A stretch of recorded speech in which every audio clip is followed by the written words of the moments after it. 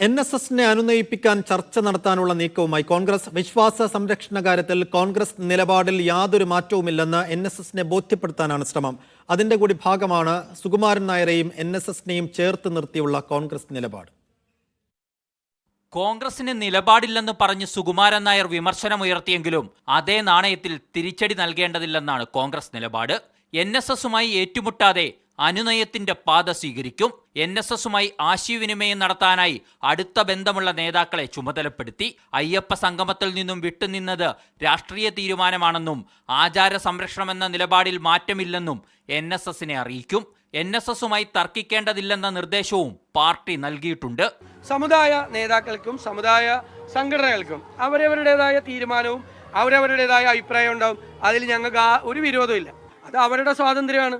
NSSനെ കൂടി കേൾക്കണമെന്നാണ് കോൺഗ്രസ് ഹൈക്കമാൻഡിന്റെ നിലപാട്.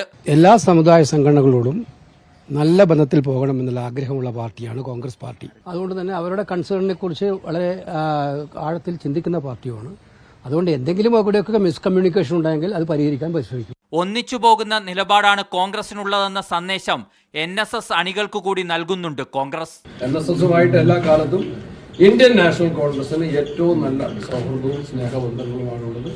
അവരുടെ എല്ലാ ക്രിയാത്മകമായ നിർദ്ദേശങ്ങളെയും ഞങ്ങൾ സജീവമായിട്ട് തന്നെ പരിഗണിക്കും. തദ്ദേശ നിയമസഭാ തെരഞ്ഞെടുപ്പുകൾ അടുത്തുവരുന്നതും കോൺഗ്രസിനെ കരുതലോടെ നീങ്ങാൻ പ്രേരിപ്പിച്ചു. മീഡിയ 1 തിരുവനന്തപുരം.